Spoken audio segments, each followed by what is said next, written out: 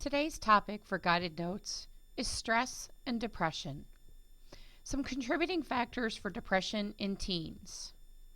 Stressors such as fear of not meeting expectations of your parents, teachers, or others.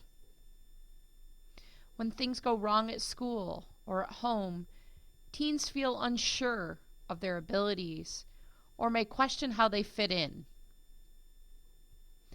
Facing choices about friendships, sex, alcohol, and drugs. And facing conflicting messages from your parents, your teachers, friends, and society can make life very confusing for teenagers.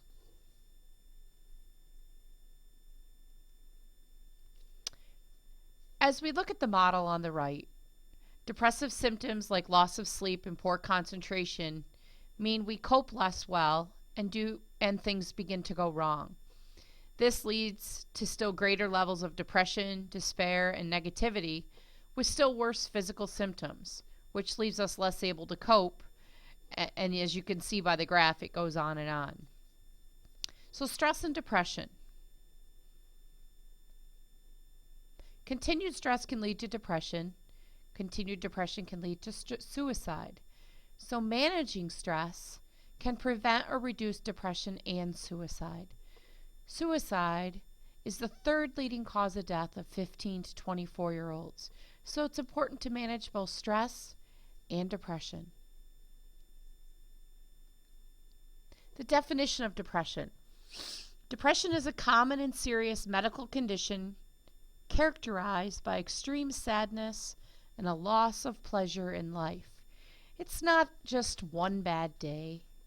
Often, it's unending for some.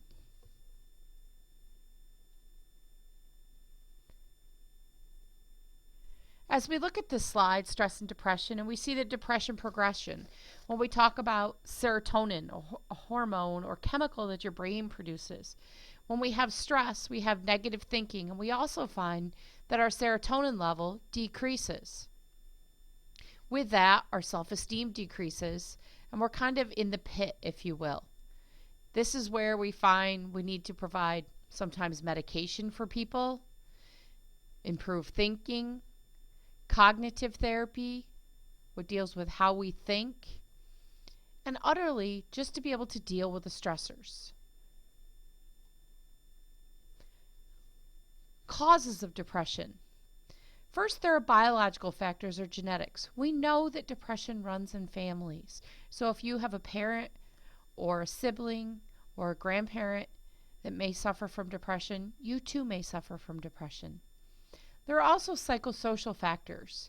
Continued distress or those bad stressors, distorted, negative thinking patterns are all causes of depression. Teen suicide warning signs. First is a loss of interest in your favorite extracurricular activities. Problems at work and losing interest in a job. Substance abuse, including alcohol and drugs, both illegal and legal. Behavioral problems. Withdrawing from your family and friends. Sleep changes, meaning they may not be able to sleep or they may sleep a lot to kind of escape the problems. Changes in eating habits. They begin to neglect their hygiene and other matters of personal appearance. Emotional distress can bring on physical complaints like aches, fatigue, migraines. They have a hard time concentrating and paying attention. Declining in grades in your school, loss of interest in schoolwork, and of course, risk-taking behaviors.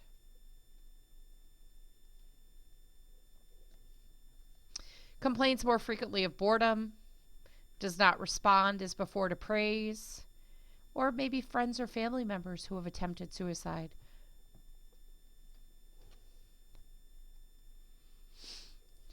Warning signs are indications of a suicide plan. If somebody actually says, I'm thinking of committing a suicide, or I want to kill myself, or I wish I could die, those are very strong statements. You need to take immediate action. What do you mean by that? What are your thoughts? What are you thinking of doing? Do you have a plan? There are also verbal cues that can indicate suicidal thoughts or plans. These phrases such as, I want you to know something in case something happens to me, or I won't trouble you anymore. Those are all concerning statements. Sometimes teens begin giving things away, their favorite belongings, a trophy, a special piece of jewelry, something that's very important to them, or promise them to a friend or family members. Sometimes they throw away important possessions, things that otherwise you'd be very surprised to see them get rid of. Show signs of extreme cheerfulness following periods of depression. Sometimes they create suicide notes, or possibly expressing bizarre, unsettling thoughts on occasion. What to do if someone is suicidal? First of all, no talk of suicide should be taken lightly. It indicates the need for immediate professional help.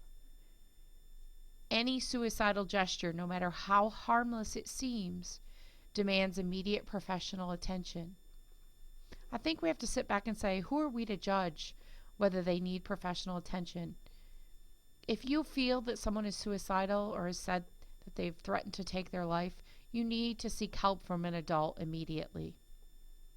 Ask the teen directly if he or she is contemplating suicide or taking their life. Don't avoid the subject.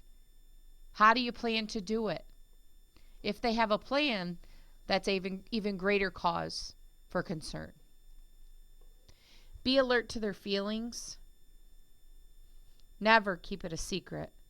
Always tell a reliable adult. And never leave a suicidal person alone. Get help immediately.